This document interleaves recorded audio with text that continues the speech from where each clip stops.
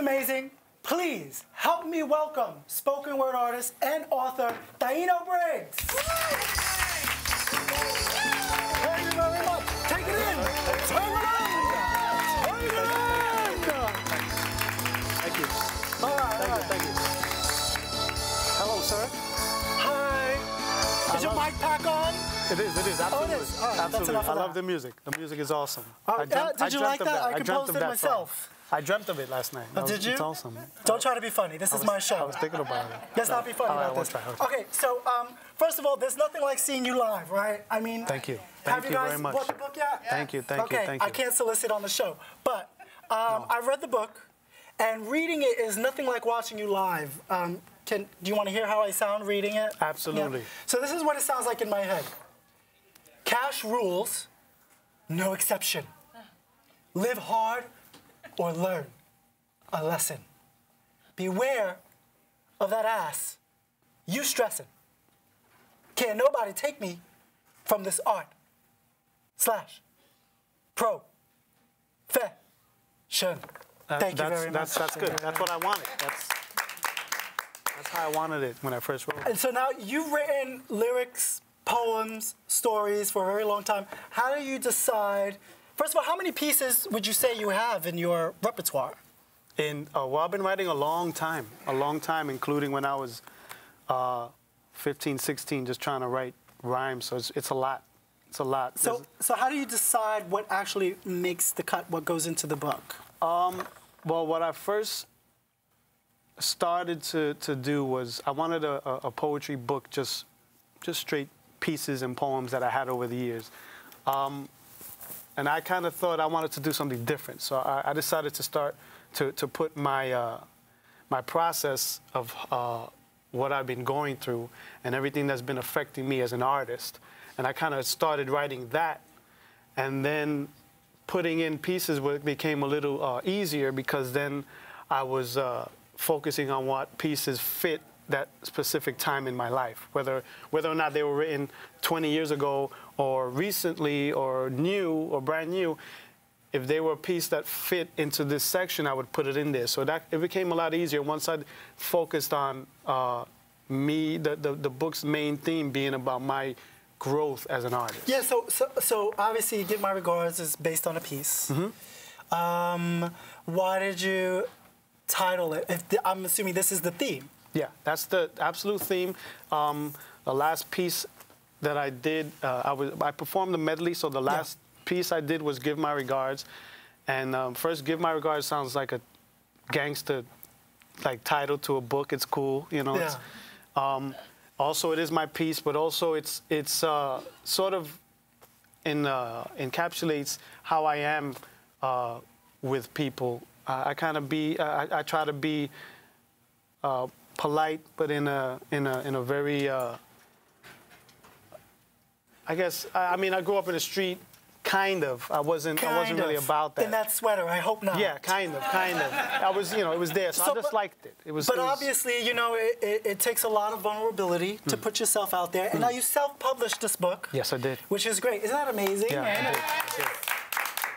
Now, did you already decide that, okay, I'm going to write this book, I'm just going to publish it myself? Well, there's poets have been doing that for a while. All of my friends who are artists have been doing that a while.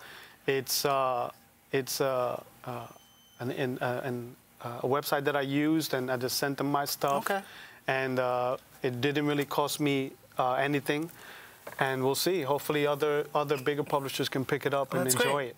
It didn't cost them anything. Great. Anybody can write a book. Yeah, Thank you so very much. That's right. So now, reading this book, I had a little trouble because Taino here didn't put any pagination. Oh, yeah, that's right. What the hell is wrong with you? I can't even... What page am I on? What page am I on? Don't you think you owe your readers at least a little sateen, little strip or something in there? Yes, I've been told that, and it's my first book, so there's a couple of technical things that I put in there. But just use your imagination. So now, well, you've actually been out there hustling. Yes. I've seen Taino perform live. You're performing live all over the city. Yes, I am. I try. You get on lots of stages. But you take your books with you. Yes, I do. You take copies. How has the reception been? It's been pretty good. I'm just not the best salesman. Yeah, I'm not the best salesman. Excuse me. No talking. No talking. I'm just kidding. Is that your mother? Is that your mother? I think that's either mine or yours. You know she's heckling. I didn't hear. You know she's heckling. I didn't hear. So you go with him, Mom. You go with him, and you feel like he's not the best salesman. Sometimes we go. We don't go all the time, but sometimes. So what do you feel that you can't be proud of and say, here, buy my book, buy it, please, buy my book? That's usually how I do it too. So that's been, doing it that way has been very successful to me. But I'm kind of humble, and I kind of, it doesn't feel like, I don't know. It's hard for me. It's hard for me to promote myself. It really is. Okay. Well, we're going to help you with that. That's what we're trying to do today. Thank you. So now, obviously, you have poetry, you have lyrics, short stories. You talk about everything from your childhood. You had health issues as a child. Yeah, that's pretty bad. How does your life experience inform your creative work? I mean, obviously, it does heavily here. But do you have to go back in hindsight and say, okay, this was either a tragic or a happy experience for me?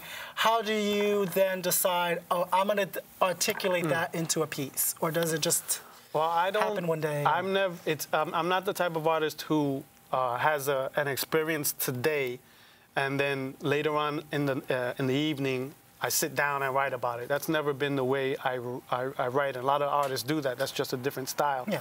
I usually, whatever happened to me that day that made an impression on me will kind of sink in and resonate and stew and kind of mix in with a lot of other stuff that'll happen to me. And there'll be maybe a week later, a month later, even a year later, that experience will kind of come out onto paper. So I take in a lot. I take in a lot of what's going on around me, and then eventually I'll sit down and I just may feel inspired by a word, inspired by a sentence or a verse, and then it'll go from there. I rarely sit down and say, okay, I'm gonna write a song, write something about apples today. It usually happens that way. But now, let's talk about one of your stories, particularly about you as a child. Now, you suffer from asthma. Asthma, yeah, and pretty bad. it was pretty debilitating for you. Yeah. Tell us a little bit about that, because I didn't know it was that serious. Yeah. My husband usually dies from asthma every now and then. Yeah. But I can't, you said it started at 5. Yeah, it was pretty rough, and I have two children now, and I couldn't imagine what my parents had to go through being with me, because it would be pretty bad. And eventually it was like almost literally every weekend I would have something trigger it, and I would have to be in the hospital. And it usually wasn't just the emergency room stay and then going home. A lot of time it was emergency room and then being admitted for a few days. So it was pretty rough. And there were a couple of times where I kind of blacked out. Yeah. One time at home, one time in the hospital. How does it feel for you right now, being so close to my dusty desk? Right now, I'm a little agitated with the. I was gonna tell you, but it's your mother's basement. Oh yeah, that's right. It's your mother's basement. I didn't want to. It's my mother's basement. I didn't want to offend her. Can't do anything. Hey, Mom, get us some food. Yeah. So. She has a cane. But now you also suffered so randomly as a child. You had a testicular problem. Oh yes, yes. What was that about? That was fun. Usually for briefly, we don't want to know. Usually for kids, little young boys, eventually their testicles have to descend and fall into place. One of mine didn't want to, so I had to stay in the hospital while they fixed that. Yeah. And I was still pretty young, about 5 years old, and I remember very vividly. That was pretty. So that was fun. Nothing, but you've obviously had a lovely childhood. Has obviously affected you as a man today. Now, as a child, you had a cameo role in a Ziggy Marley video. Yes. Son of the legend himself, Bob Marley. Yes, absolutely. We are going to show a clip of that. Awesome. So this is Taino in the Ziggy Marley video. Let's have a little look. I don't want to go to another planet. I'd rather fix this one. That was cool. That's me. I don't want to get to another planet. Yeah, I'm sorry. I had to do that. I didn't want to.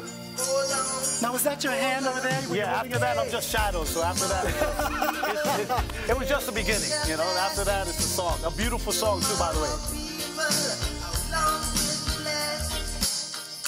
Well, look at that. You got to be around all that ass. That was awesome. That was awesome. That was really awesome. That was So when I now, was 12 years old. You are a father of 2 boys. Yes, I am. First of all, thank you for helping to raise our future. Thank you. And I think what that song was touching on is we want to be able to provide our youth a future, right? That's right. Do you ever worry about their place in the world, especially that they're, you know, going to be young men of color? Absolutely. Absolutely. Especially over the past maybe couple of years. It's been, you know, along with the regular stuff that a parent goes through, the regular worries, over the past couple of years, it's been pretty rough, wondering, you know, what are they going to be growing up into? What surroundings, what kind of environment? I mean, it's pretty rough out there now. It's pretty rough, and it's gotten a little bit more audacious how rough it is. So I've been thinking about that a lot. So you're a protective father. A lot. Yeah. Absolutely. Yeah.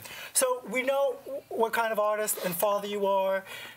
What kind of teacher? Because I know you're working on getting your master's. Yes. TESOL, that's teaching English to speakers of other languages. That's right. Why is it important for you to teach others, particularly the youth, how to articulate themselves in the English language? Because if you ask me, I'm like, especially with Trump in the office, all they need to know is "Ay Dios míos," that's it. But why do you feel like you want to help them learn English? Well, English was always my favorite subject, but wanting to be a teacher, that came later when I really wanted to help everybody out. Yeah. And I think, you know, it leads to, you know, the more kids learn and the more they educate themselves, the more enlightened they can be, and the more enlightened you can be, the happier and more successful you can be. Okay. And safer. All right. I like that. Well, Taino over here, educating the youth. We love that. Thank you. Now, before I let you go, I was led into your room. Mm-hmm. Don't blame me, blame your parents. They let me in your room. Okay. I found a couple of items in your room, which we're going to show everybody here. Maybe you can explain to us what these items are. Let's see. These are found things in your bedroom, okay? So let's start with this one. I knew I shouldn't have come. No, you shouldn't have come. So this one I found a picture on your wall. That's my oldest. That's my 18-year-old. Obviously, that's not him now. Yeah. It looks just like you. I didn't even know you were in, like, the clothing business. Look at him. Look at that. Yeah, that's my little Albertico. Okay, Albertico. Okay, so now I have another picture here. Cool. Now, most of my friends wear women's shoes. Why do you still wear infant sneakers? What the hell is that? Well, I'm not, you know, the size fits, and they're cheaper. And they're cheaper. They're cheaper, so, you know, like $10. Okay, what the hell is that? Those are the sneakers of my youngest, my 2-year-old. You have a Nathaniel. 2-year-old? Yeah. Nathaniel, okay. That's his sneakers there. Two boys. Yes. I feel really bad for them. Okay, so let's go to another picture. Now, this is either your makeup bag or you put drugs in there. Wow. What do you stash in this? It's coincidentally, it's a coincidence that you say that. That has shaving stuff in there. Oh, okay. Shaving. All right. Shaving stuff. So we'll leave it at that, too. We'll leave it at that. Okay, so now most people go to a fountain or they go to Coinstar. Yes. But you collect change on your window with this little birdie over here. Yes. What the hell is that? That's awesome. That should be a jewelry stand, where you put jewelry. I put my change in there because are you saving up money to buy jewelry to hang up on it? It's like art. It's like art. It's like a sculpture. And you need to get out more, buddy. We need to take you to a museum. Now, last one I want to show everybody because this one I feel definitely needs explaining. It definitely does. So this is a Post-it on your wall. I don't know if you guys can read this. It says "Smoke in Yogi Berra Museum." Now, I want to read a description of the Yogi Berra Museum first. It says, "The Yogi Berra Museum and Learning Center offers inclusive, culturally diverse sports-based exhibits and programs, keeping Yogi's legacy alive for a new generation of learners and leaders." What kind of leaders smoke in museums? Well, actually, the best ones, just to say that. But number one... Is that going to be a piece? Number one, we're going to have infringement things here because this is actually the next story I'm working on. The next book I'm working on. So those are Post-it notes that are different scenes that I've been working on. All right. And where can we find out more information about you? Obviously, eventually, you're going to tell us the story about you smoking in the Yogi Berra Museum in New Jersey. Yes, I will do that. So, but now, where can we find out more about you and more about your book? Well, Instagram at Taino Brigs, and Facebook Taino Brigs, and that's about it. You know, I'm not, like I said, I'm not good at the marketing, man. All right. Hang tight, guys. Taino Brigs is going to be joining us. We're going to play a game segment coming up in the next segment. Taino Brigs, everyone. Thank you so very much. Thank you, sir. We totally blew time on that one, but that's okay. I noticed. He was like, that was cool. Thank you.